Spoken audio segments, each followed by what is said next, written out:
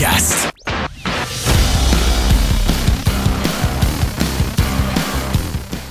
On est parti pour une autre saison de Radar. Content de vous retrouver en ce 2 octobre 2025. Anthony Desaulniers qui est avec vous, tout comme Olivier Paiement. Comment ça va, les gars? Je suis content de vous retrouver. Ouais, ça va bien. Puis comment ça va, Oui, Hugo? ça va bien, les gars, vous autres? Ouais, ça va bien. C'est le fun. Une nouvelle mouture de l'édition Radar où est-ce qu'on va faire un survol des 32 équipes de la Ligue nationale de hockey, évidemment avec un axe particulier sur le Canadien de Montréal. De façon hebdomadaire, on va essayer de creuser un peu partout tout ce qui se passe. On est bien content que vous soyez dans l'aventure encore une fois avec nous cette année. Les gars, écoute, je n'ai pas le choix. La signature de Luke Hughes est tombée et tout le monde fait des parallèles avec le contrat de Lane Hutson parce que ce sera un gros débat encore une fois cette année à Montréal. Est-ce que ça va traîner à longueur? Est-ce que ça va venir empêter Lane Hutson dans ses performances? Est-ce que ce sera une distraction pour le défenseur, mais aussi pour le reste de l'équipe? Premièrement, à brûle pour point, ça vous stresse-tu le contrat de Lane Hutson? Moi, plus ça avance, plus ça m'ajoute un mini-stress. Mais est-ce que je suis stressé plus que ça? Non, parce que je pense pas que c'est pas dans la personnalité à Lane Hutson à faire la grève ou à attendre, je pense, ou à vraiment pousser ça le plus possible. Est-ce que son agent va vouloir le faire? Peut-être. Mais Lane Hutson n'a pas l'air du genre de personne qui va vouloir étirer l'élastique le plus possible, couler des affaires dans les médias. Alors, de ce côté-là, je suis pas inquiet. Ouais, moi non plus, je pense qu'au contraire, quand on va être plus dans le côté peut-être après Noël, là, peut-être que ça va être un peu plus stressant. Je pense même pas que ça va se rentrer là. Ken Hughes a l'air vraiment, vraiment à l'aise par rapport à ça. Puis comme Oli l'a dit, je veux dire, le clan Hutson aime être à Montréal. Ils ont déjà fait des étapes pour bien s'installer ici, pour s'accommoder à l'environnement, mais aussi au succès de l'équipe. C'est sûr et certain que ça va se faire. Je pense que les deux vont trouver un terrain d'entente. Puis est-ce qu'il va y avoir de l'argent de ce côté? Ça, c'est ça que j'ai hâte de voir, en fait. C'est un plancher, on s'entend, le contrat signé par Luke Hughes hier. Là. Ah oui. C'est un plancher pour...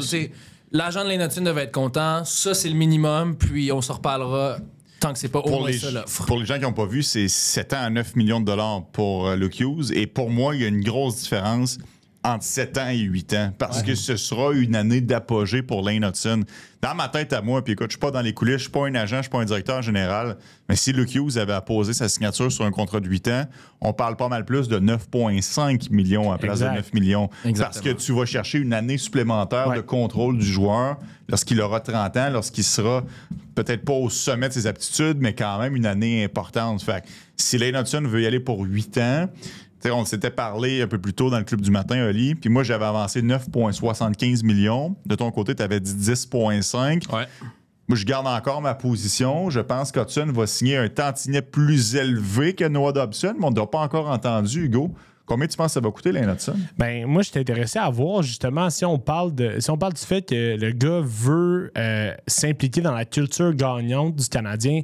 Est-ce que vous pensez que 9 millions, ça pourrait être acceptable pour une année de plus? Ça serait quand même mettre de l'argent de côté. Puis ça prouverait aussi une certaine loyauté au club. On touche aux 9 millions, mais on sent qu'on veut contribuer. T'sais, moi, ça m'étonnerait. C'est le plancher. 9 millions pendant 8 ans? Oui, c'est ça. Écoute, moi, je pense que si Hutson était prêt à accepter ça, ce serait déjà signé. Ça, c'est J'ai vrai. l'impression que c'est la raison pour laquelle on se parle début octobre et que c'est pas encore fait, c'est parce qu'il y a une divergence d'opinion. Moi, on m'avait dit entre les branches que le clan Hutson, il y a de cela quand même plusieurs semaines, avait des attentes assez élevées. Ouais. C'était pas 11 millions, c'était pas 13 non plus. Lisez entre les lignes. Moi, c'est le chiffre qui m'avait été avancé de la rapport du clan Hutson. Kent Hughes est-il prêt à aller jusque-là? Je pense pas. En même temps, Kent Hughes est-il prêt à laisser jouer son défenseur vedette une année de contrat ou est-ce qu'il pourrait concrétiser encore au niveau statistique et faire augmenter la valeur de son prochain contrat? Moi, je trouve que Hughes est un peu entre l'arbre et l'écorce à travers ça. Ouais. Tu as établi, OK, j'ai gagné un quart d'heure l'an passé, une saison historique pour un défenseur. Si Lane Hutson fait mieux encore cette année, disons, il connaît une saison où il est encore top 10, top 5 pour le Norris, 70-80 points, il va coûter cher. Ouais. Regardez juste les contrats qui ont été signés par des défenseurs dans la dernière année. Evan Bouchard a signé pour 10,5 millions de dollars. Noah Dobson a signé pour 9,5 aussi. Jacob Chychrun a signé pour 9. Ivan Provorov a signé pour 8,5. Puis on s'entend, là? Non. La différence entre Ivan Provorov et Lane Hutson, elle est immense. Mais c'est pas le même type de défenseur, par contre. Non, mais en même temps, Les Jackets étaient coincés avec Provorov. Ils voulaient pas le perdre pour rien. Ils l'ont gardé à la date limite en essayant de faire un push pour les séries. Puis c'est comme si on le laisse partir pour rien, on amenait comme notre erreur. Fait que c'est quasiment si on lui a donné un chèque en blanc à Provorov. Ouais. Tu sais, j'ose croire que Kent Hughes, il va venir l'agent d'Hudson puis il dit hey, lâche-moi Provorov, là, le comparatif. Là, chaque équipe a sa propre situation. Je suis d'accord, mais ça montre qu'il y a quand même chez les défenseurs une augmentation exponentielle des salaires. Tu sais, regarde les défenseurs les mieux payés de la ligue. Terry Carlson à 11,5 et Drew Doughty à 11 millions. Ces contrats-là ont été signés il y a très longtemps. Rasmus Dahlin à 11, Evan Bouchard à 10,5. C'est les seuls 4 défenseurs qui font plus de 10 millions. Lane Hudson, on s'entend en niveau de jeu, niveau de hockey. Il mérite absolument d'être considéré parmi l'élite de la Ligue nationale. Je serais pas surpris que ça aille au-dessus de 10 millions de dollars. Bon. Un an de plus à 10 millions flush. Moi, je pense que ça peut être quelque chose de réalisable. 8 x 10, ça se peut. Je pense que ça serait réaliste comme point final. Ouais. Mais deux comparables dans les âges puis dans les années où est-ce qu'on a signé. Owen Power, là, je vais de mémoire, là, je pense que c'est 8,35 millions pour l'ancien premier choix total des Sabres de Buffalo. Pour 7 ans. Là. Et Brock Faber à 8,5 millions avec le Wild, qui lui, situation un peu similaire à Hudson, venait de terminer 2e au Calder. Bon, peut-être pas autant de points sur le tableau, mais un rôle tellement important avec le Wild. Ouais. Sauf que si jamais moi j'arrive avec ces arguments-là de l'autre côté, tu sais, Luke Hughes a signé à 9 millions. Moi, si je suis Kent Hughes, je dis hey, Noah Dobson, qui est réputé comme étant un des solides défenseurs droitiers de la business, et Dieu sait que les défenseurs droitiers, ça compte pour quelque chose. Il a signé à 9,5. Et en plus, Dobson, c'est son autonomie complète que j'ai signé. Tandis qu'Hudson, tu as plusieurs années de joueur autonome avec compensation qui serait dans la transaction. Fait que c'est pour ça, moi, je pense que ça va être un peu le jeu du chat et de la souris entre Hughes et l'agent d'Hudson. Mais au final, c'est Hudson qui a le gros bout du bâton à travers tout ça parce que lui, plus il attend, plus il mise sur lui-même et plus sa valeur ne va juste augmenter. Parce que si, disons... S'il performe, Ali. S'il performe, est-ce que tu as des raisons de croire que Lane Hudson ne va pas performer encore cette année puis au minimum connaître une aussi bonne saison que l'an passé? Je suis d'accord avec ce que tu avances, sauf que Slavkovski, il y a 2 ans, quand il a terminé sa saison, vous auriez-vous attendu à une baisse de régime l'année suivante? Il avait terminé en force. L'échantillon était plus petit. C'est vrai que l'échantillon était plus petit, mais on parle quand même d'un gars de 6 pieds 4 qui avait bien fait en fin de saison, ce qui a permis de signer un gros contrat. Tu sais, il n'y a aucune certitude, mais je suis ton bord. Je suis ton bord. Moi aussi, j'anticipe une belle saison pour Lane Hudson. Ben, c'est sûr, tu sais. Puis je pense que c'est de mise aussi. Ça va pas être une situation de zone grise, mettons, comme Mason McTavish. Non. Mason McTavish, il y a eu quand même un assez bon échantillon dans la Ligue nationale. On n'était pas trop sûr de son rôle au début. Ça allait être peut-être plus offensif. Finalement, se convertit en centre qui est un peu plus two-way. Maintenant, on a réussi à trouver un terrain d'entente pour que ce gars-là continue à pousser, mais peut-être pas au montant qu'on veut. Lane Hudson, on a une certitude probablement là, sur sa production. Là. Mais Mason McTavish, il n'a pas signé cher. Ben non, c'est ça. Non, ça, c'est le genre de contrat que dans 2-3 ans, 4 ans, ça pourrait être une aubaine pour de vrai. Là. Ça, c'est le genre aussi d'exemple, je trouve, d'un club qui a pas trouvé nécessairement une identité claire envers son joueur. Il fait autant d'argent que Michael Granlund. Exactement. Qui viennent juste de signer cet été. Ouais, je mais comprends, en même temps, c'est différent, agent libre, etc. C'est pas ça, c'est que d'un côté, tu as la surenchère du marché des joueurs autonomes, puis de l'autre, ben, tu as ton joueur qui est sous contrôle, qui t'étire jusqu'à la fin octobre, la mi-octobre, voyons, j'ai de la misère, la fin septembre dans le cas de Mason McTavish, mais ça reste que 7 millions pour... En quelque sorte, je me trompe-tu? Je vais-tu trop loin en disant l'âme des Ducks d'Anaheim? Ben pour l'instant, c'est pas mal ça. Là. C'est pour moi. Ils n'ont pas un noyau clair. T'sais, on s'entend qu'il y a Non, mais dans ma tête, c'est plus l'âme de l'équipe que Léo Carlson. Mais je vais prendre Léo Carlson en termes de talent. Mais pour moi, l'âme d'une équipe, c'est un peu le joueur qui dit... Je mets mes bottes de travail et suivez-moi la gang. Un gars qui pourrait être le capitaine une fois que Radko Gudas ne l'est plus. C'est sûr, ça va être lui, c'est écrit dans le ciel. Moi, c'est comme ça que je l'interprète pour Mason McTavish. Je reviens, les gars, à Lane Hudson. Papier intéressant dans The Athletic qui est co-signé par Arpen Bassou et Pierre Lebrun, qui mentionne un point que j'avais pas encore entendu dans le cas d'Hudson.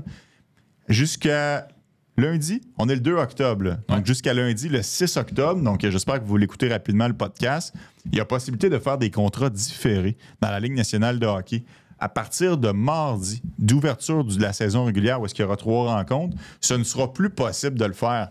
il y a peut-être une partie là à exploiter entre l'agent de Hudson et Kent Hughes pour en venir à une entente qui pourrait satisfaire les deux équipes, les deux clans, c'est-à-dire de repousser un peu de salaire pour faire descendre la moyenne annuelle sur l'impact de la masse salariale et être capable quand même de donner des sous importants à Lane Hudson. Le voyez-vous, ce scénario-là? Un contrat à la Shohei Ohtani. Ouais, un contrat à la Shohei Ohtani. 1 million, un contrat. 1 million. On te paiera en 2040. Un contrat, tous les joueurs des Dodgers de LA, honnêtement.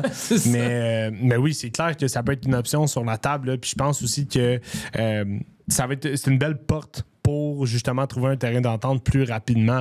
Puis on en a parlé, je ne veux pas répéter, mais Lane Hudson, c'est un gars qui aime Montréal, qui aime la culture. Donc, ça aussi, ça peut clairement être une option pour eux autres. Oui, mais c'est intéressant que tu dises ça, parce que dans le Club du matin, cette semaine, on a reçu Stéphane Fizet, qui est un ancien agent de joueur. Puis, on parlait de négociation de contrat et tout. Puis, pour les gens qui ne savent pas, Stéphane était dans le cabinet d'agents qui gérait Philippe Danault. Et tout le monde se souvient des négociations houleuses entre Danault et le Canadien. Puis, je lui demandais à la base, est-ce que Danault, ça l'a pesé sur ses épaules? La fameuse année de négociation. Ça avait été difficile, sa dernière année avec le Canadien. Tu sais, statistiquement, Oli, puis je ne veux pas te prendre à brûle pour point ou flat foot, mais statistiquement, seulement 5 buts en saison régulière pour Danault. Et même en série, c'est une poignée de points qu'il avait récolté alors que le Canadien s'était rendu en finale de la Coupe. 4 points en 22 matchs, puis c'était le premier centre. Là. Oui, avec Nick Suzuki qui était en émergence, mais c'était un peu le centre de premier trio. Ça avait été une saison difficile pour Philippe Danault. Puis là, depuis qu'il est arrivé à Los Angeles, on le sent vraiment libéré et tout ça. L'avantage numérique. Plus de responsabilité. Ouais, etc. On sent qu'il est plus valorisé aussi, je dirais. Mais oui, c'est intéressant. Et Stéphane Fizet, en plus, qui nous parlait de lorsqu'un joueur prend un peu une réduction de salaire pour rester à la maison, le fameux hometown discount. L'association des joueurs n'aime pas ça. Évidemment, les agents n'aiment pas ça, eux non plus. L'agence n'aime pas ça. J'ai l'impression qu'il y a beaucoup de ce jeu-là qui pourrait se jouer en coulisses avec Lane Hudson parce que lui, là, je pense que si c'était juste de lui, le 1er juillet 2025, le contrat aurait été signé. Ben oui. On se casse pas la tête, on passe à autre chose. Mais c'est parce qu'avec le talent qu'il a, s'il signe à rabais, ça pourrait faire mal pour les contrats des prochains défenseurs. Puis je veux pas jouer dans ces plates-bandes-là. Je sais pas si je devrais, en fait, mais Lane Hudson, c'est une future star américaine.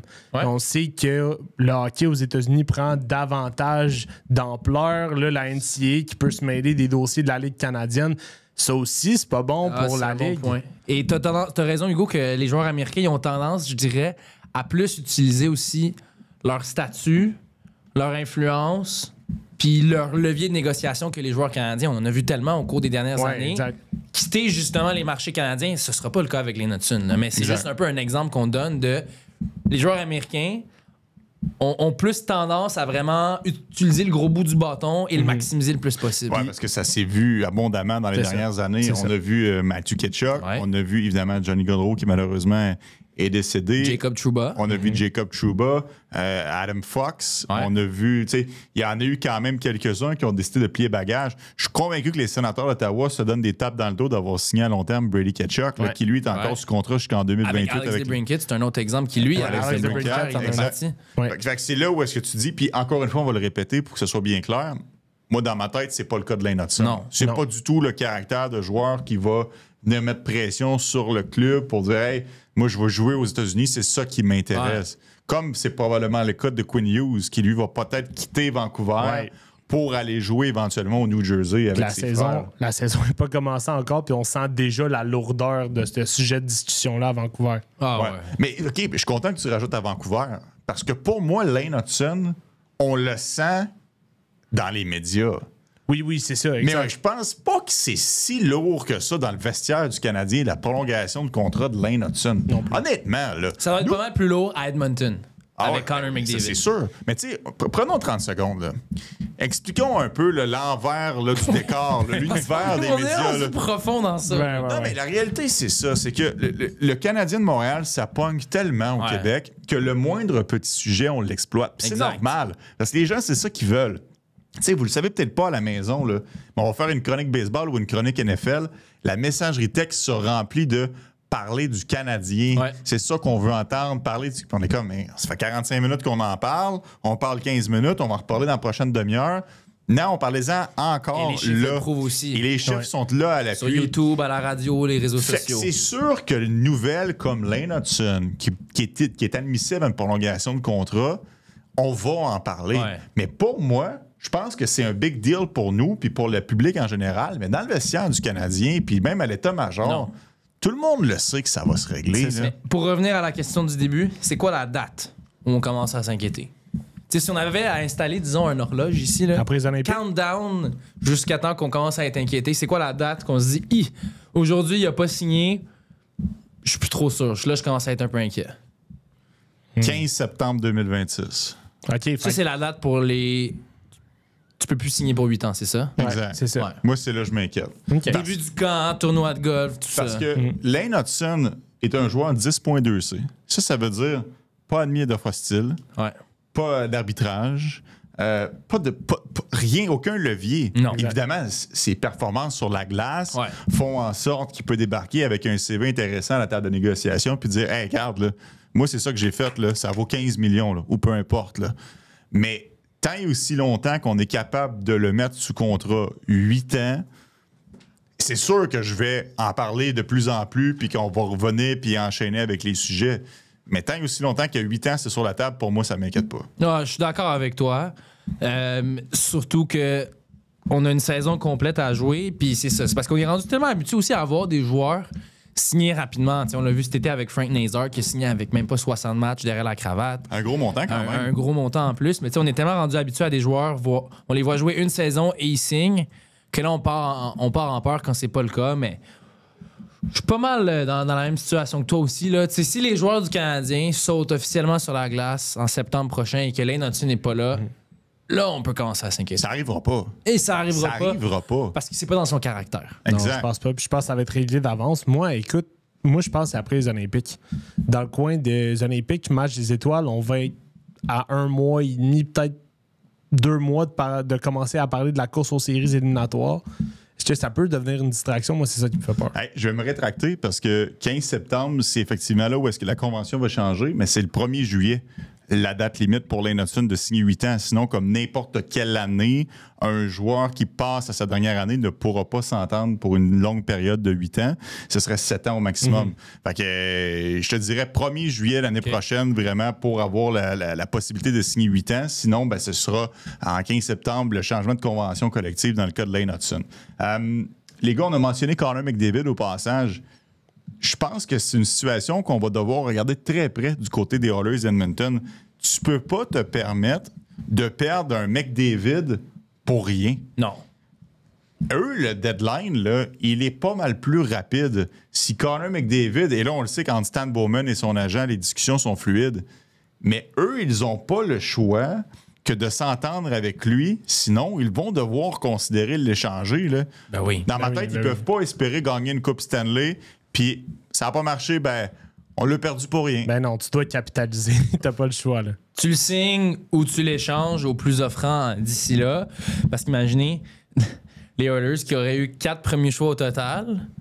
Taylor Hall, Ryan Nugent-Hopkins, Neil Yakupov, Connor McDavid. 15 ans plus tard, tu te réveilles après tout ça. Ils sont tous partis. Puis t'as pas de eu une coupe. Coupe Stanley, ce serait absolument catastrophique. Là. Ouais. Mais ça doit commencer à chauffer du côté d'Edmonton parce que, rappelez-vous, l'été passé, au bilan de fin d'année des Oilers, ils n'étaient pas contents. Ils Non. n'étaient pas contents, McDavid. Puis je pense que c'était normal aussi. Ça faisait pas très longtemps qu'il avait été éliminé de la finale de la Coupe. Mais c'est gros ce qu'il joue, lui. Parce que Connor McDavid, il fait un peu face à une question que lui, tu sais, c'est pas juste comme Kaprizov que c'est une question d'argent. Lui, il a un héritage en tant que joueur générationnel à prendre en compte. Tu sais, on parle de lui comme un des plus grands joueurs de l'histoire du hockey. Mais si tu veux être parmi les plus grands, si tu veux être avec les Wayne Gretzky, avec les Mario Lemieux et compagnie, t'as besoin de Coupe Stanley. Tu sais, l'héritage à Connor McDavid va pas être basé sur les points, sur l'argent qu'il a fait. Au final, ça va être basé sur y a-tu réussi à gagner une Coupe Stanley? Moi, je pense qu'il n'en a rien à se tirer de son héritage. Il veut juste gagner. Lui, il s'en fout un peu de la trace qu'il laisse dans la Ligue nationale. Là. Lui, c'est un gagnant et il n'accepte pas de pas gagner. Ouais, je comprends ce que tu veux dire, plus dans cette optique-là, que oui, Ouais, t'as raison que. Mais il veut gagner, justement. Kirill Kaprizov, on en parlera plus tard. Ouais. Pas sûr que son objectif principal, c'est de gagner une Coupe Stanley. Non, Pas mal sûr, je te le dirais. Ouais. Ben non, c'est vrai. Puis aussi, le fait qu'il soit plongé dès le début de sa carrière dans un groupe où ça allait être lui le meneur, ça allait être lui le capitaine Ouais. Dès jeune. qu'on l'a repêché, on savait que c'était lui le futur. Là. Exact, tu sais. Puis la frustration vient avec la maturité aussi. Plus tu grandis, c'est sûr que l'accumulation de défaites, c'est pas bon, mais en même temps, si t'as personne pour t'épauler qui a gagné ou qui a connu la victoire dans ce sens-là, c'est la Coupe Stanley. Ça aussi, c'est difficile parce que comment tu veux amener ton groupe quand tu passes tellement proche? Toi, tu dois te questionner La en tant que culture devait capitaine. être pourrie C'est là, pendant ça. des années. C'est ça. Puis toi, tu dois te demander en tant que capitaine, quand ça fait 2 ans de suite que tu frôles la Coupe Stanley, qu'est-ce qui se passe? Qu'est-ce qui manque? Qu'est-ce que je peux amener? Puis il y a des frustrations individuelles qui viennent avec ça. Mais est-ce que les Oilers ont fait le travail cet été pour patcher ces trous-là, pour pallier au manque dans l'effectif? Ben, Non. Pose la question, Non, puis tu vas savoir pourquoi que McDavid n'a pas encore signé. Exactement. C'est ça, faut pas t'aller chercher trop loin. C'est parce que au moment où on se parle, il regarde sa formation puis il dit écoute, je viens de faire 2 finales de la Coupe Stanley. Ouais. Est-ce que les Oilers me donnent la meilleure chance de gagner la Coupe? Je suis pas sûr que la réponse c'est oui. Parce que la raison pour laquelle que les Oilers ont fait 2 fois la finale de la Coupe Stanley, c'est parce que je suis dans oui. cette équipe. C'est ça, Honnêtement, ils exactement. font-tu les séries? T'sais, on va dire, t'enlèves Ouais, Connor ouais. McDavid de cette équipe-là, puis disons, c'est juste l'équipe à Draisaitl. Est-ce que les Oilers d'Edmonton font même les séries? Je suis pas sûr. Là. Sincèrement, année après année. Peut-être, là, Non, par c'est la peau tough. des fesses, là, mais c'est Ah ouais. pas de gardien, une ligne bleue En fait, très moyenne. des mauvais là, on salaires. s'entend, t'sais. Ouais. Evan Bouchard est un gars offensif. Le reste du temps, il peut être très dangereux à sa propre équipe. Le reste de la ligne bleue, qui est à compte, tout ça, mais Darnell Nurse est capable de tirer son bout de chemin. mais il est payé comme un numéro 1, mais c'est un C'est numéro ça. 4. Mais C'est ça. oublie son salaire une minute. Ouais. Sur la glace, il est capable de faire le travail. Ouais. Ouais. Mais disons- il est payé beaucoup trop cher. Fait que, tu sais, on va donner des notes. Disons, les gardiens de but des Oilers, c'est peut-être un C. C'est, ouais. La ligne C. bleue, B. Ouais.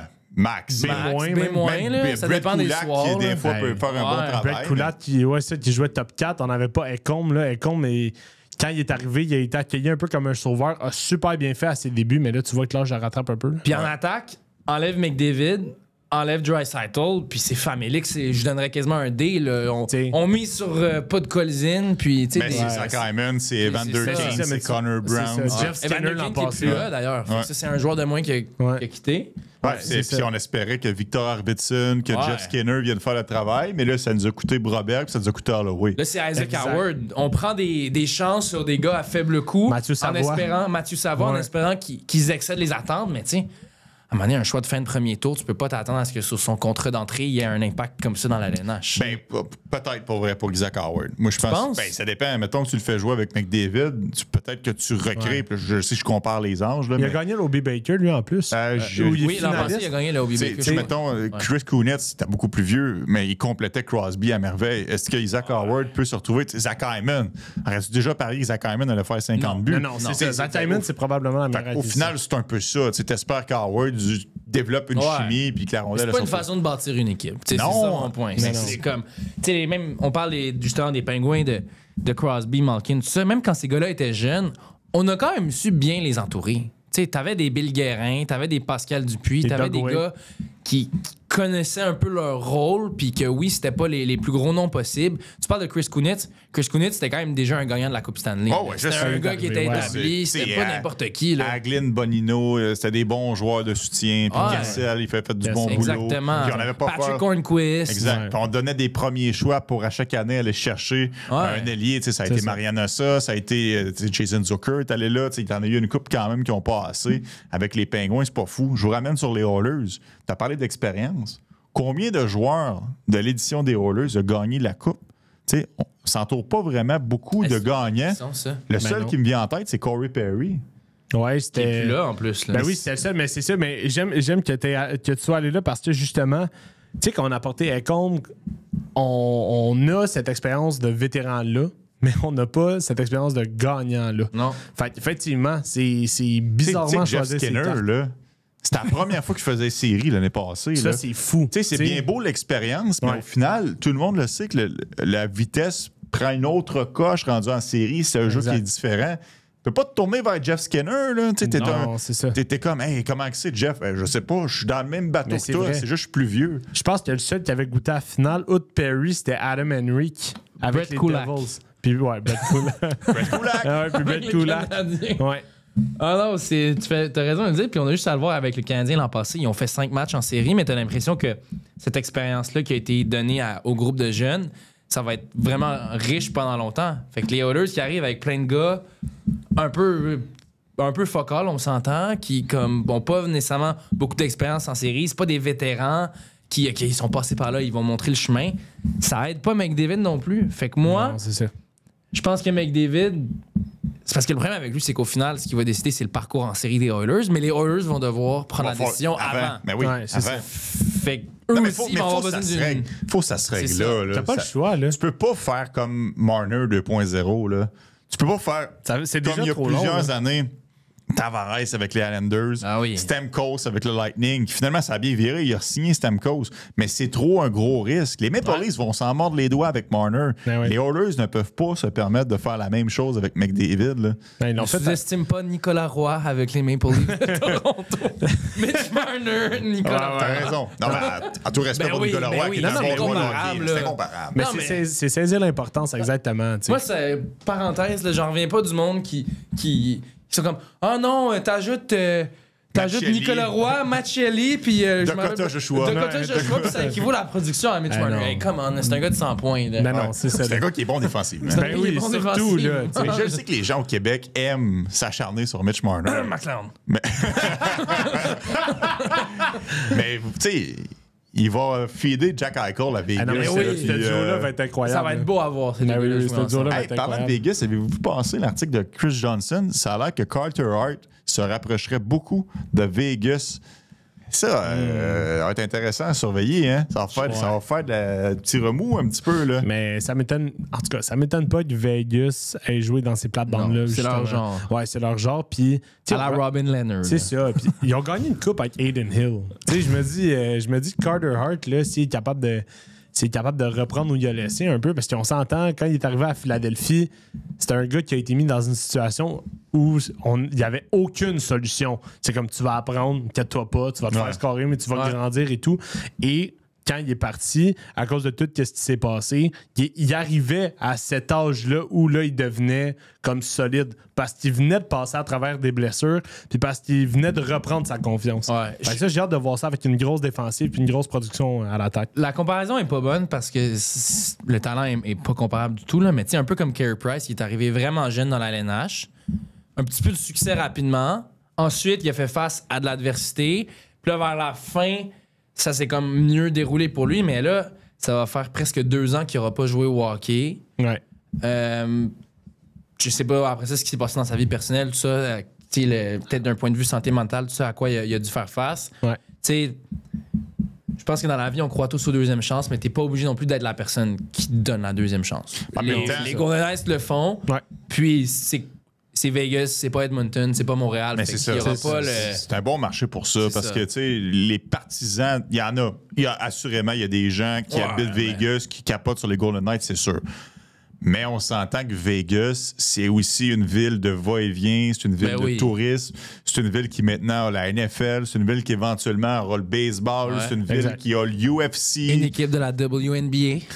Ben, tu vois, merci, Non, mais tu me c'est l'apprends. vrai, le marché. Les As le de marché- Vegas. ouais. Mais tu sais, au final, tu as de plus en plus d'attractions qui retiennent l'attention. Et là, on parle même pas de spectacle de musique. Non, non, on parle c'est pas. ça. Tu sais, il y a beaucoup de choses qui se passent à Vegas et il n'y a pas le conglomérat là, de l'amalgame de journalistes. C'est un fait divers. Carter Hart qui se joint au, s'il Ouais, joint ouais, aux Golden c'est ça, Knights, c'est là, ça, tandis exact. qu'à Montréal, on en parlerait pendant des semaines et des semaines, serait voire Des Ouais. semaines. Je veux dire, La Des mois, politique toute l'année. est rentrée dans le tas. Puis, Ouais, c'est ça. la- À l'Assemblée la nationale.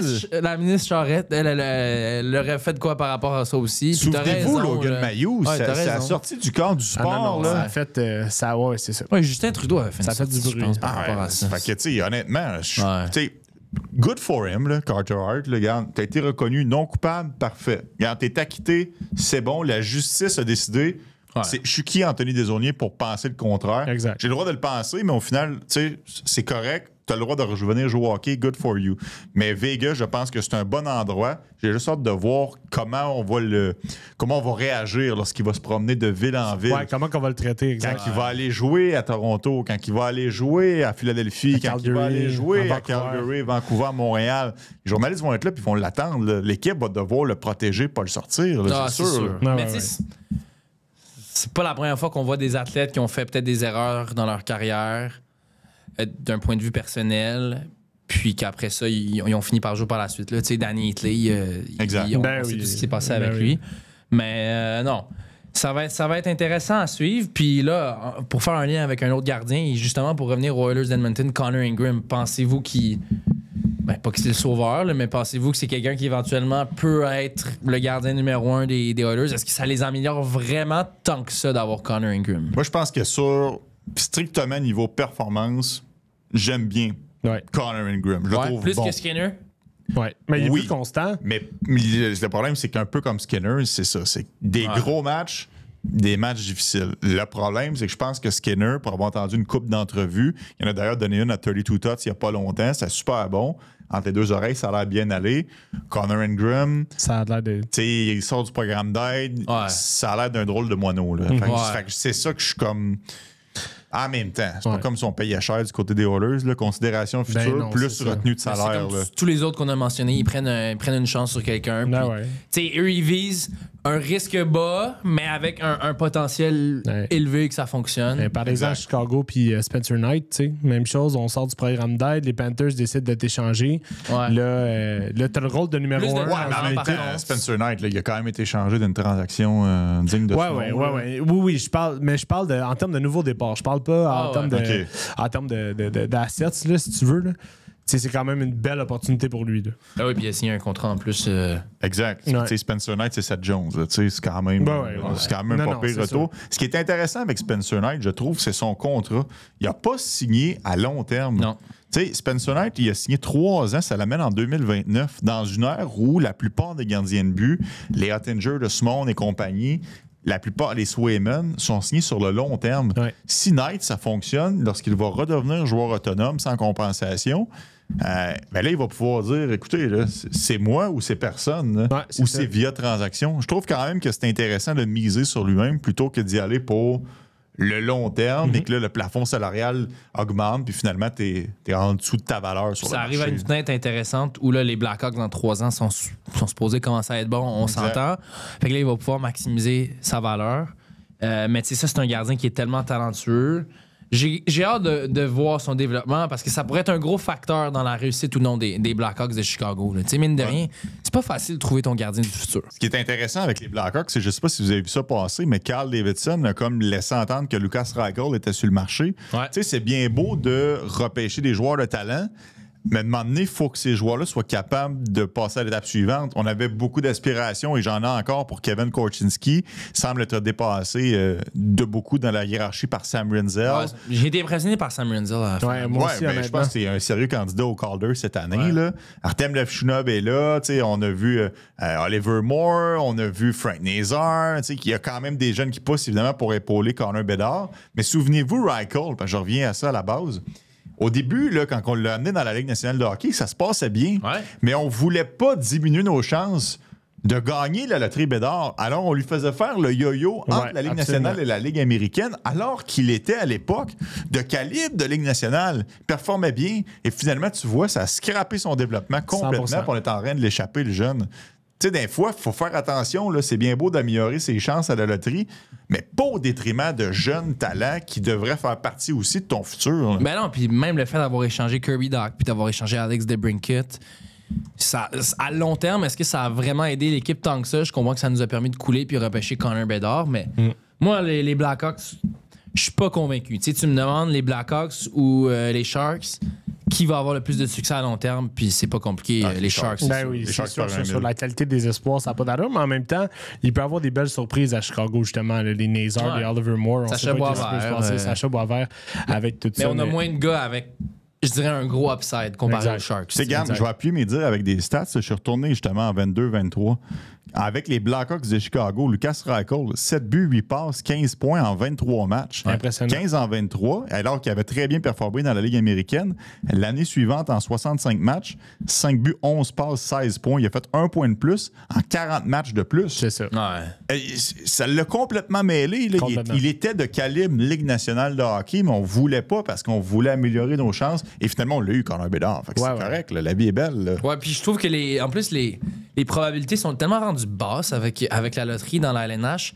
C'est dur de tout miser sur un tanking où tu vises juste un joueur. Tu sais, cette année, on a Gavin McKenna.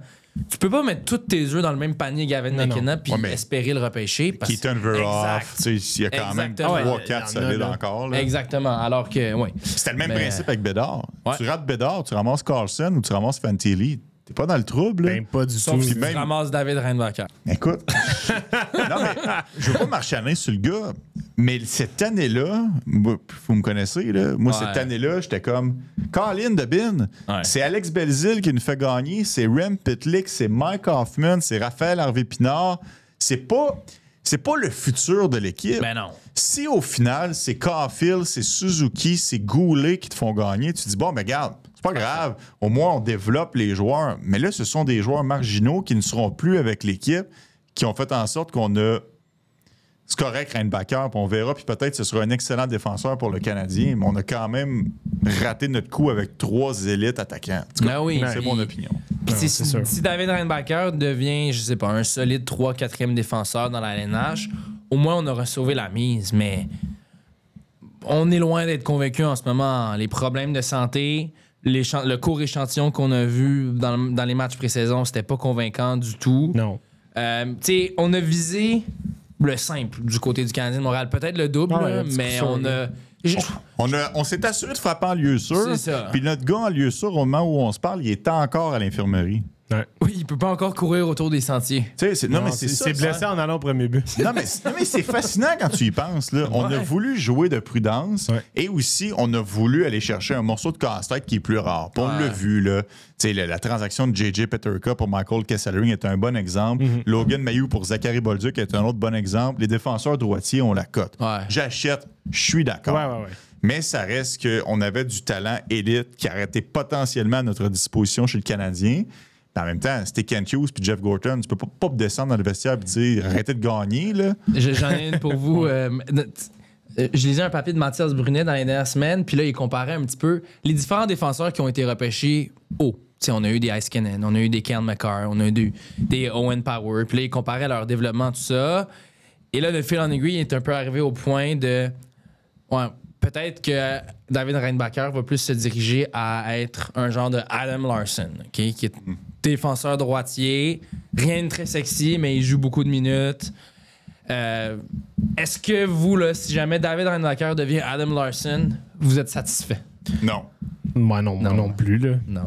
À son rang de sélection, mais non, c'est ça. Là. Il risque de jouer 1000 matchs dans la LNH, tu sais. Mais le rang de sélection va toujours suivre un joueur. C'est une étiquette automatique. Surtout avec ce qui est venu après. Là, exact. Puis Juraj Slafkovsky, c'est la même chose. Là. Ça s'applique aussi. Là. On faut le comparer au gars choisi derrière lui. C'est normal. Là. Ben oui.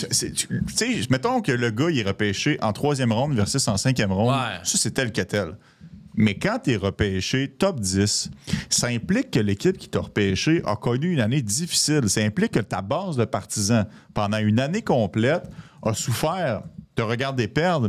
Ça prend le nanan au bout de la ligne. Ben oui, pas le choix. Puis ce nanan-là, c'est un choix top 5 qui doit faire partie des futurs succès de ton équipe. Et Reinbacher, il est condamné à devenir un joueur important pour le Canadien de Montréal. Sinon, ce sera un échec. Ben ça. Oui. Je pense pas que c'est un défenseur de première paire. Je pense que ça peut être un bon défenseur de deuxième paire, mais tu sais, c'est quand même... Ouais. On vise le simple. Mais tu sais, ben oui. si... OK, puis là, je fais une comparaison. Quand Slafkovsky s'est fait drafter premier au total, s'il avait été dans une meilleure classe, est-ce qu'on serait plus sévère dans les attentes de envers Slafkovsky directement? Parce que, mais il n'aurait pas été pris premier. Ouais, c'est vrai. Mais là, mettons, on prend dans un monde parallèle où... Ça aurait été le cas. Là. Mais ça commence déjà. Tu sais, Logan Cooley, en termes de production, il est déjà en avance. Puis en termes de constance, il est en avance sur Slafkovsky. Mais regarde Simon Nemec, ça va pas bien. T'as raison. Ouais, exact. Cutter Gauthier, Shane Wright, Buff. C'est vrai qu'il est chanceux qu'il n'y a pas nécessairement encore vraiment de gars derrière lui qui qui lui pousse dans le derrière. À part, c'est ça, à part Cooley, à part peut-être. Cooley. Ouais. Exact. Non, mais c'est ça. On va toujours comparer la force de la QV. Tout le monde se souvient de Costin en 2003. Ben oui, Ben c'est oui. ça. Tu sais, c'est la QV légendaire de la Ligue nationale de hockey. Ouais, Le Canadien se retrouve avec AK-46. Littéralement. C'est ça. C'est ça qui est ça pour... Ouais. En tout cas, les gars, je vais vous amener sur un autre sujet. Ryan Huska a signé une prolongation de 2 ans avec les Flames de Calgary. J'ai hâte de voir les Flames. Tu sais, tantôt, on parlait d'une équipe qui a un peu de la difficulté à trouver son identité. L'année dernière, on a manqué de justesse les séries éliminatoires. Et là, on a acheté dans les années précédentes Huberdeau, Kadri, Weegar. On est allé chercher vraiment, on y va pour la coupe. Là, finalement, on voit l'inverse. On a laissé partir des Elias Lindholm, on a laissé partir des Jake Markstrom, on a laissé partir quand même des joueurs, évidemment Charles Morin avec le Canadien. Tu sais, on veut comme reformer la formation. Il y a même eu des rumeurs pour Nazem Kadri à un certain moment cet été. Ouais. Moi, je pense que le plus gros nom des Flames de Calgary, ce sera Rasmus Anderson. Ouais. C'est un nom à surveiller pour le marché des transactions cette année. Là. Ouais. Parce qu'en plus, les Flames sont comme dans un genre de no man's land, mais qui est pas facile à naviguer parce que t'as Huberdeau qui fait encore 10,5 millions jusqu'en 2031. Kadri fait 7 millions encore pour 4 saisons. Ils ont des lourds contrats, mais ils ont des jeunes. T'sais, ils ont Zane Parek, Dustin Wolf, qui je pense un des meilleurs jeunes gardiens de la LNH. Connor Zary, j'aime ce qu'il fait, Connor Zary. Ouais. On a Puis vu là- un petit peu son éclosion tranquillement. à Fait Zary. que là, t'as comme une décision à prendre avec Rasmus Anderson de. Je pense que c'est pas mal clair qui va être échangé, mais faut que tu obtiennes beaucoup pour lui. Puis ça va être un jeu intéressant de Ouais. négociation parce qu'en plus de ce qu'on entend, Rasmus Anderson est très sélectif dans où il veut aller. Il aurait mentionné quelques marchés, je pense Vegas, New York, LA notamment, où il veut aller là. Là, les Flames, ils perdent un petit peu de valeur dans une transaction éventuelle s'ils forcent leurs mains comme ça. Mais moi, je voudrais pas être le DG des Flames, Craig Conroy, pour de vrai, là, parce Non, qu'en c'est plus, difficile leur en ce pipeline moment. d'espoir est pas pleine. Non, exact. L'avenir est pas rose à court et moyen terme. à Ben, t'as Calgary, Cole là. Rechny, t'as Zane Parek, Andrew Basha. Andrew Basha, c'est Ouais. des joueurs comme ça, mais le problème avec les Flames, c'est que si, mettons, t'es dans le coup et t'as pas encore échangé Rasmus Anderson, tu fais quoi? Mais c'est ça, mais je veux rajouter là-dessus, c'est le fait, moi je pense qu'on s'attendait pas à ce que Dustin Wolf soit aussi fort Non. l'année passée et que c'est là que le doute a semé et que c'est là qu'on doit comme réajuster. Est-ce qu'on fait une reconstruction complète ou on fait le fameux retool? Mais tu peux pas faire une reconstruction complète avec Huberdeau et Kadri sur Non. tes Non, livres. non, là, Parce qu'ils c'est sont sûr. pas... Tu sais, Huberdeau, il est pas échangeable. Non, avec Ça, son c'est contrat, la c'est réalité, fou. il est pas échangeable. Non, ouais, c'est ça. On assume qu'on tombe puis qu'on attend la fin de cette phase-là puis après ça, on va de l'avant. Puis tu sais, je veux dire, mettons, t'es à la tête des Flames de Calgary. Tu regardes depuis que l'équipe s'est rendue en finale de la Coupe, en 2004. T'as pas d'hier, ça fait, Ça fait au-dessus- ça fait longtemps. 20 Ils ont pas ans. gagné là. beaucoup de rondes. Hein, je Ils ont pense, depuis gagné ça. 3 rondes de série. Et boy. Je parle pas de participation aux séries, là. Je parle vraiment d'avoir gagné une ronde. 3, là. C'est pas beaucoup, là. Puis on a eu des reconstructions pendant ce temps-là. Tu sais, celle la plus récente avec Monahan, Johnny Gaudreau, Sam Bennett. Ça Exact. n'a pas marché. Matthew Avant Tkachuk. ça, Matthew Tkachuk. Tkachuk, ouais. Avant ça, on avait eu des joueurs de talent. Tu sais, Dion Phaneuf, Jerome McGinley, tout ça. Mais ça, c'est une franchise. Pour moi, ils me font beaucoup penser aux Canucks. Là, de sont comme constamment dans cette genre de bulle-là de.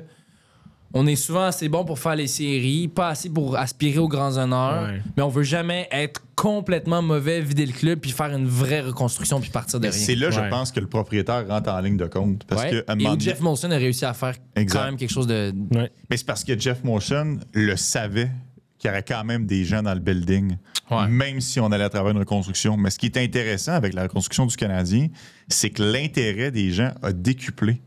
Tu sais, oui, le Canadien, ça pognait, là, le 10 ans. Là. Ouais. Puis là, peut-être que les réseaux sociaux, ils sont pour quelque chose aussi, mais on le sent que les gens ont faim de hockey, là, Ben oui. parce que les gens ont vécu des années difficiles. C'est ça. Et là, on parle de ça comme si on avait raté les séries pendant 25 ans. On était en finale de la Coupe en 21. Juste le rappeler à tout le monde. Là. Alors que les Flames puis les Canucks, ça fait pas mal plus longtemps que ça. Ben Mais oui. il y a des équipes comme ça qui peuvent pas se permettre de piquer du nez complètement Non. parce que les recettes et les revenus ne seront plus au rendez-vous. C'est un élément quand même qu'on est chanceux à Montréal pour ça. Ouais, puis c'est sûr que, tu sais, Calgary, c'est quand même un marché canadien. Je pense pas que le building sera jamais vide, mais t'as pas le support comme inconditionnel que t'as nécessairement à Montréal. Mais non, parce que t'as 2 équipes dans la province aussi. En plus, pour une plus petite province, Exact. tu sais, c'est la part du gâteau. Le gâteau est plus petit. en Ouais, fait. exact, Le gâteau à exact. partager. Mais ça reste qu'il y a des formations que c'est la réalité. Regarde les Pingouins là, présentement. Là. Ouais. On se la pose la question. Ouais. Est-ce qu'on laisse partir Crosby? Je pense que dans les bureaux, on a déjà pris notre décision. Crosby ne veut peut-être pas partir. Mais le propriétaire, lui, en haut, par contre, il l'entrevoit, ça. Fenway Sports Group viennent de vendre des Pingouins. C'est ça. Parce que quand Crosby va partir et qu'on sera dans une reconstruction, disons, pour 3-4 ans, ça se peut que ce soit difficile d'asseoir des gens dans les estrades. Exact. C'était Non, je vide. suis d'accord. Pittsburgh, c'était mort. Avant le mieux, puis avant Crosby, les 2 fois, la franchise était Mais non. en déroute, puis on a été sauvés par des joueurs Des joueurs de générationnels. franchise. Et là, qui arrivent, les gars? Gavin McKenna. Qu'est-ce qui se passe avec les Pingouins? Ils sont Ça mauvais. va pas bien. Hey, moi, je serais tellement fâché si McKenna À chaque débarque à 20 ans, Pittsburgh. à chaque 20 ans en plus, quasiment 84, Mario Lemieux. Après ça, 2005, Sidney Crosby. Au Et là, 21 ans. Ouais, 21 ans. Et là, 2000, Fait que surveiller le 2025. repêchage de Gavin McKenna. 2047. Ouais, c'est ça. Ouais, les 2026 et Ouais, 2047. c'est ça. En tout cas, moi, je trouve que des fois, c'est plate que ce soit tout le temps les mêmes équipes. Tu sais, Connor Bedard, les Blackhawks. on venait d'avoir Joe Taves, on venait d'avoir Keith, Ouais, on venait d'avoir Kane, on venait C'est d'avoir des coupes. Pendant ce temps-là, les Sabres, ça fait 14 ans qu'ils sont en reconstruction, puis personne. Ouais, mais les Sabres, Jack Eichel, là, mais... tu sais, ils ont Ouais. JJ Peterka, puis ils ont décidé de le gaspiller. Là. Fait que, Ouais, non, c'est ça. Ils me feront pas pleurer, les Sabres. Imaginez si McKenna s'en va à Buffalo, par contre. Pauvre lui. Oh, ouais, ça serait Ça va top. être vraiment intéressant à surveiller où est-ce qu'il va débarquer Ouais. Ouais. Gavin McKenna. Ce sera un sujet L'impact pour, qu'il va avoir directement. Ça va pour être- un autre podcast. Et les gars, juste avant qu'on complète l'édition de ce matin, concours.s et CLM vous offre la chance de gagner un ensemble de pneus d'hiver CLM avec installation gratuite dans un garage.s, une valeur totale de 1 000 $. Comment est-ce qu'on fait pour participer? C'est facile. Rendez-vous sur notre page concours sur bpmsport.ca. Suivez les pages BPM et .s sur les réseaux sociaux.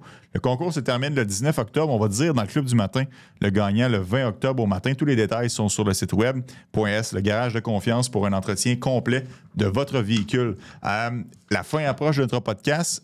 La fin est arrivée pour Max Pacioretty. Ouais. C'est la retraite pour l'ancien capitaine du Canadien de Montréal. Écoute, il y a eu des bons moments. Moi, je me souviens d'un but marquant contre le Lightning de Tampa Bay. Je pense que c'était en prolongation ou en fin de match pour briser l'égalité. Tu sais, il y a des moments où est-ce que Pacioretty m'a fait vivre de bonnes émotions. En contrepartie, il faut l'admettre, ça s'est un peu mal terminé avec l'organisation. Là. Ben oui, Ah puis ouais. il a envoyé des pointes Ouais, c'est ça. envers l'équipe quand il était à Vegas puis quand il était avec les Leafs. Tu sais, c'est quand même fou de penser que ce gars-là a été capitaine du Canadien de Montréal. Ça a été un marqueur de 39, là, presque 40 buts, bien des saisons de 35 buts. Puis il y a personne vraiment qui est triste de voir prendre sa retraite. J'ai jamais rencontré quelqu'un qui m'a dit « Moi, mon joueur préféré, c'est Max Pacioretty. » Puis il y en avait du jersey de Pacioretty, là. Ouais. Mais il n'y a pas de personnalité. Pas de C'est ça qui est personnalité. dommage avec le gars parce qu'il y avait tellement de talent. Ouais. Il n'y avait Ben pas oui. le. Puis il n'y a jamais eu de joueur de centre incroyable non plus avec qui il pouvait jouer, à part Ben non, David c'est ça. Desharnais. Non, mais ça, Salut c'est un David bon point, Desharnais. par contre. Ouais, c'est Si ça. on l'avait entouré avec un vrai joueur de centre, quelle était la limite de Max Pacioretty en Ah, il y aurait eu santé du à son 45. Combien de apogée? buts dans un filet désert est-ce qu'il aurait marqué? Ah non, mais c'est vrai. Mais non, mais t'as raison. C'est quand même. Il y avait tout un tir. Ben oui, redoutable. Là. C'était le top 5 dans la ligue, facile. Mais ouais. Mais tu sais, je veux pas lancer la pierre à Gainé ou à Bergevin, mais on a un peu échappé la balle. Là. Tu te retrouves dans une situation où est-ce que le Canadien de Montréal a dans sa formation en même temps des gars comme Price, Subban, Markov, Pacioretty, Plekanec. C'est quand même des joueurs quand même un bon intéressants corps, là. pour bâtir. Et Marc Bergevin n'a jamais échangé son choix de première ronde. Ouais. C'est comme si on s'est jamais dit faut y aller. Puis, tu sais, il y a une façon de le faire. Quand le Canadien, en 2009, pour le centenaire, est allé ça, chercher c'était stupide, Gionta, là. Gomez, Cavallari, Cavallari, ouais, c'est ça. Spacek, puis envoie par là. ouais. Ça, je sais pas à quoi on a pensé, là, mais c'était complètement cave. Et c'est- Hammerlick. Hammerlick, c'est Ouais. là. Si t'es une équipe comme, disons, les Stars de Dallas, puis tu repêches vraiment bien, peut-être que, OK, je vais les garder mes choix au repêchage. Non seulement on les échangeait pas, mais tu repêchais des Michael McCarron, puis des Nikita Sherbak, Ouais, puis des c'est Noah Juleson. Ah ouais, C'est un lose-lose, là. Puis tu fais des moves quand t'as repêché un Ryan McDonough, tu sais, genre. C'est ça. Puis quand on- t'en repêches c'est un ça. bon, il y a On l'échange. On l'échange. Mais c'est vrai quand même. Ces Ouais. gars-là n'ont pas été entourés parce que Non. le noyau de base du Canadien de ces années-là, c'était pas si mauvais que ça. T'sais, on aurait Non. dû être C'était capable assez de. pour prétendre. Ben oui. Comme noyau, là, pour prétendre à la coupe, quasiment. Là. Tu sais, je veux dire, de mon vivant, là, on a fait une coupe de finale de l'Est, mais tout le temps par la fesse arrière, là, oui. on n'est jamais vraiment rentré comme une tonne de briques Ouais, en série. comme étant, C'est jamais arrivé que le Canadien rentre en série puis que je me dise c'est notre année, on C'est y eux va la jusqu'au force de bout. frappe, Là. là. C'est tout le temps comme tu disais pour les Flames puis les Canucks. on se tient dans le milieu, on essaie de faire les séries, puis on se fie sur Carey, puis vas-y, Price ça, mais fait le des bon arrêts. gardien. Il y avait Bobby Lou à Vancouver, il y avait Mika Kiprusov. C'est vrai. Là, à Calgary, quand on a eu l'ère Carey Ramo, John Gillies, Chad Johnson, c'est un peu plus de ça. L'ère Bob Hartley. Live Carey Ouais, c'est ça. Non, mais tu été avec le Canadien pendant un bout. Oui, brièvement. Mais tu sais, quand on a eu cette ère-là, c'était un peu plus difficile. Même chose à Vancouver, quand on a décidé de laisser aller Bobby Lou, là, c'était Corey Schneider, c'était Jacob Markstrom qui commençait. C'était plus difficile. Oui, effectivement. Les gars, rapidement, là, je veux qu'on fasse 2 petites nouvelles aussi qui sont tombées au cours de la semaine. Une plus récente, une moins récente. Nico Mikkola vient de signer un contrat quand même d'importance. 8 ans à 5 millions de dollars, le défenseur des Panthers de la Floride. Un cas classique de « je gagne la Coupe Stanley ». Je passe à la banque, puis vous savez quoi? C'est bien correct. Bien mérité. C'est complètement fou la quantité de contrats à long terme chez les Panthers. Barkov est signé jusqu'en 2030. Matthew Tkachuk aussi. Sam Reinhart 2032. Sam Bennett 2033. Carter Verhaeghe 2033. Brad Marchand 2031. Anton Lundell 2030. Puis là, quand mon ordi va... Là, tu nous as, là. On est accroché au bout de tes lèvres, là. Là, on est là. Ça s'en vient. Ça s'en vient. Et chez les défenseurs, Seth Jones 2030, Aaron Ekblad 2033. Bobrovsky achève, c'est sa dernière année. Bobrovsky est en année cet été, mais tout ça pour dire là, que les Panthers ont un noyau qui va rester ensemble pendant longtemps. OK, je l'ai. Aaron Ekblad 2033, Gustav Forsling 2032. T'as un noyau d'une dizaine de joueurs qui sont sous contrat encore pour 5 ans. C'est vraiment impressionnant. Il y a des gars là-dedans qui ont des très bons salaires. Là. C'est ça. Regarde Forsling. Ouais, Forsling, c'est incroyable. Forsling, ça commence par un 5, son salaire. Non, c'est ça. Un des meilleurs défenseurs de la Ligue. Ouais, probablement un des meilleurs shutdowns. Sincèrement, de la façon dont Seth Jones a joué en fin de saison puis en série pour les Panthers, aucun problème. Parce que les Blackhawks sont tenus du salaire. Oui, c'est ça. Exact. Non, c'est incroyable. C'est incroyable. Ça va faire peur. Tu sais, on parle là, rapidement de la perte de Barkov, de la perte de Tkachuk jusqu'en janvier, mais fondamentalement, les Panthers ont vraiment un bon corps. Je veux dire, la profondeur est excellente dans cette équipe-là. Anton Lundell, c'est tout un troisième centre. Il va être correct comme deuxième centre à court terme. Il peut jouer sur un top 6. C'est lui qui va remplacer Barkov. Ben oui. Fait que tu sais, t'as Barkov qui est le joueur le mieux payé à 10 millions de dollars. Si on exclut évidemment Bobrovsky qui fait lui aussi 10 millions, mais il devient agent libre cet été. Fait qu'il risque de signer pour moins que ça à 37 ans. C'est sûr. Tu sais, je suis pas sûr. On dit un peu la même chose du Lightning il y a quelques années. D'ailleurs, regardez, ils sont tous signés à long terme, à bas prix. Ils vont gagner plein de coupes cette année. Finalement, ça n'a pas été le cas. Ben, t'as peu. Le Lightning a quand même connu deux coupes de suite puis une finale. Là. C'est quand même pas de la boîte. Ouais, mais je te parle depuis ça. OK. Depuis ça, ça n'a pas été super concluant. Mais je pense que les Panthers, c'est vraiment une équipe qui pourrait être dominante pendant longtemps. Là. Ils ne gagneront pas la Coupe Stanley en 2031 parce que les joueurs vont finir par être sur le déclin, des blessures, tout ça. Mais... Ouais, puis Marchand, je veux dire, il y aura des accès de signer moins cher pour signer plus longtemps, mais au final, ils ont réussi cette année. Puis Marchand ne s'en est pas caché, il l'a même dit dans les médias la semaine passée. C'est en raison du fait qu'il n'y a pas de taxes ici. Ben oui. C'est pour ça qu'on a réussi à ramener Bennett avec Blad et moi. Selon Bettman, c'est pas vrai, ça. Selon Bettman, ça change rien. Non, c'est ça, exact. Marchand l'a dit ouvertement. Parce que tout le monde crie tout haut là, depuis des années. La seule différence, c'est que avant, ces marchés-là n'étaient pas en mesure d'avoir une culture gagnante et de tirer avantage de ça. Mais depuis une couple d'années, ben, on vient de le dire, le Lightning, plusieurs finales de suite, les Panthers, plusieurs finales de suite. Les Stars. Les Stars ont des bonnes années. Les Golden Knights ont gagné la Coupe. Les Hurricanes, même. Les Predators sont allés en finale. Tu sais, des no-state tax, là, il y en a, là, puis c'est la réalité, puis ça va être comme ça pendant quand même quelques années. Puis j'espère qu'on va être capable de corriger le tir un jour du côté de la Ligue nationale. Mais pour l'instant, ces équipes-là partent avec une longueur d'avance. Les gars, je vous pose la question. Barkov, out. D'ailleurs, soit dit en passant, précision, si jamais on met le salaire de Barkov sur la liste des blessés à long terme, c'est 3,8 millions d'allègement. Si on le met et qu'il ne peut pas revenir au jeu en saison et en série, là, on obtient le 10 millions complet. Il y a quand même une nuance ici à avoir qui est intéressante. Est-ce qu'on continue à espérer revoir Barkov ou on décide d'aller s'améliorer autrement puis qu'on utilise le 10 millions? Mais nommez-moi une équipe qui pourrait quand même prétendre accéder aux séries alors qu'elle perd 2 de ses 3 meilleurs joueurs. C'est quand même impressionnant ce qu'on a bâti du côté de la Floride. Fou. Parce que pour moi, ils vont faire les séries quand même. Mais je vais t'enlever 2 de tes 3 meilleurs joueurs en considérant que Bobrovsky est le troisième là, ou le deuxième, peu importe. et de continuer à regarder par en avant, hey, bonne chance. Sérieux, Non, ouais, honnêtement, c'est impressionnant. Est-ce que le Lightning fait les séries, disons, sans Edmund puis sans Kucherov? Pense. Pense pas. Pense pas. Je pense pas. T'sais, Non, honnêtement, je pense pas. Vasilevski et Pointe et Genzel. T'as peut-être Dallas, c'est quand même une équipe avec énormément de profondeur. Disons que tu leur enlèves Heiskanen puis Rantanen ou peu Ouais. importe. T'as quand même Robertson, t'as quand même Ottinger, C'est ça. t'as quand Thomas même... Harley en Ouais, défense. Harley. OK, ouais, les Stars, je suis d'accord. Les Ouais. Stars, j'achète. Mais on les compte sur les doigts d'une main, là, pour de vrai. Ouais, c'est ça. Mais pour vrai, j'en vois pas beaucoup, là. Les Golden Knights? Les Golden Knights enlèvent, mettons, Eichel. Ben là, eux, ils ont déjà perdu Pietrangelo. Ouais, Ouais. Pietrangelo est pas là. Fait que, est-ce qu'on compte? Ben, je pense qu'il faut le compter Ouais. pour le bien de l'exercice. Ok. là. T'enlèves Eichel, les T'enlèves Golden Knights, ils font Eichel, Pietrangelo. Ben, écoute, sérieux, tu sais, t'as Hannafin, là, t'as Marner, t'as des gars encore. T'as chez mais Theodore. Chez Theodore, c'est vrai. L'équipe est plus aussi profonde qu'elle a déjà été, par contre. Non, puis Nicolas Roy. T'as plus Nicolas Roy. Ça change tout. Ça change tout. Ça change tout. Hey, Ils ont Jérémy Lauzon, par contre. C'est Oui. vrai. Non, mais ils ont une très bonne équipe quand même, Vegas. Si, mettons, on s'amuse, là. On fait-tu les prédictions la semaine prochaine? On va le demander quand même tout de suite. Votre favori pour gagner l'association de l'Ouest et gagner l'association de l'Est? En saison régulière ou en série? Saison régulière. Oh. Moi, honnêtement, ça serait Dallas, je pense. Dans l'Ouest. Je pense que Dallas est encore là. On a la fenêtre qui se referme tranquillement, par contre. Puis on réussit à quand même garder des joueurs importants qui ont causé la surprise. Je pense à Matt Duchesne, notamment. Ouais, mais tu sais, Dallas, là, il y avait les grosses rumeurs avec Jason Robertson à un moment donné qu'on n'était pas capable de le payer. Puis finalement, on n'entend Non. plus parler. Non, On a arrêté. c'est ça.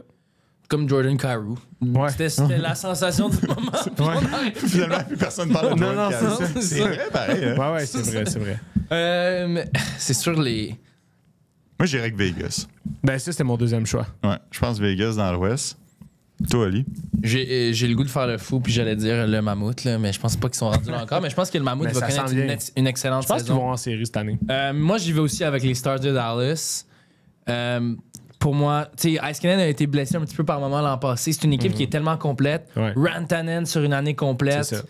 Là, on a un nouveau coach. Peut-être que ça va faire du bien aussi au vestiaire. Là. Pete DeBoer. Ah oui, ça, c'est Ouais. incroyable. ça. Carrément, il y a quelque chose avec lui qui marche pas. Là. Mais le gars, il a tellement de succès Ouais. en séries éliminatoires. 7 des 8 dernières finales de Il l'Est. est invaincu en match numéro 7. En fait, pas nécessairement. Invaincu en match numéro 7. Pas juste finale de l'Est, mais si tu élargis ça à finale d'association, il est sur une séquence extraordinaire. parce C'est que le maître de la troisième ronde, man. Mais il fait jamais plus que 300. c'est ça. Mais tu sais, c'est parce que Dallas, ce que j'aime, c'est qu'il y a beaucoup de joueurs qui, s'ils décident de mettre la switch à on, ça peut être comme. Ah ouais. Ça peut être impératif à quel point ils vont connaître du succès. Tu sais, Rupe Hintz, Jason Robertson, là, à se rappeler, les gars, l'année passée, là, c'était pas facile, Robertson, mais quand il a décidé de s'y mettre, Ouais. ça y allait. Miro Heiskanen peut changer une franchise à lui tout seul. Donc, ça va être assez intéressant, mais dans l'Est, c'est là que je me pose beaucoup de questions. Ouais. Moi, j'y vais avec les Rangers de New York. Oh boy! Oh là Moi, là. je... Ça, c'est un gros take, Ça, c'est là. fort quand même. Là. Ouais. Ben, moi, j'ai l'impression que c'est une équipe qui. Je sais pas pourquoi, mais elle a tellement de talent, on la sous-estime quand même. Il y a Mike Sullivan qui débarque en ville, un des meilleurs coachs de la LNH. C'est un faux pas, dans le fond, là. Tu sais, les Rangers, les Rangers, Chesterkin, c'est un gardien top 3. Adam Fox est un des meilleurs défenseurs de la LNH. On vient d'ajouter Gavrikov, qui est un gars vraiment Perte de solide. vitesse, Adam Fox, quand même. Là. Oui, mais il a Ouais. quel âge, là? Tu sais, il Non, est je pas. sais, mais il a connu une saison décevante. C'était Il connaît une saison décevante. Ça reste que c'est un gars super talentueux.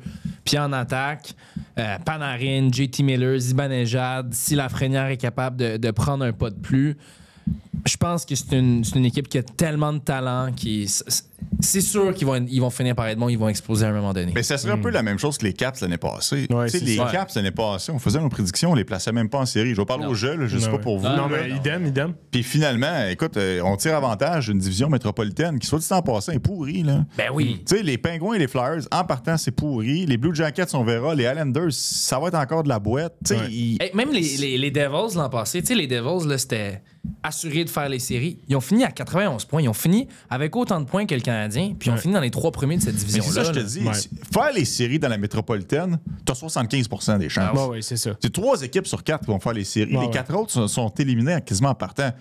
respect aux Blue Jackets qui ont quand même donné une run aux Canadiens l'année dernière, mais je vois pas Jet Graves là, répéter les performances qu'il a réussi. Moi, je dirais que les Hurricanes, un peu pour la même raison. Ouais. Je pense que la métropolitaine est vraiment faible, puis c'est une belle équipe de saison régulière. Je pense que Nick Ehlers va bien cadrer là, avec les Hurricanes. Fait que moi, je me range du côté de la Caroline. Ouais, moi, je vais du côté de la Floride, les gars. Moi, je pense que la Floride. La Floride, malgré Barkov, entre toute la saison, vont gagner l'association de l'Est. Moi, je pense que oui. Moi, je pense que Sam Paul Bennett. Maurice gagne le Jack Adams. Je pense que Sam Bennett est capable de prendre le rôle d'un centre top 2, que ce soit au premier ou deuxième trio. Anton Lundell va vraiment prendre du galon. On met des joueurs dans des situations où ils peuvent briller. Je pense qu'ils vont le faire. Tu sais, Gustav Forsling peut juste être meilleur.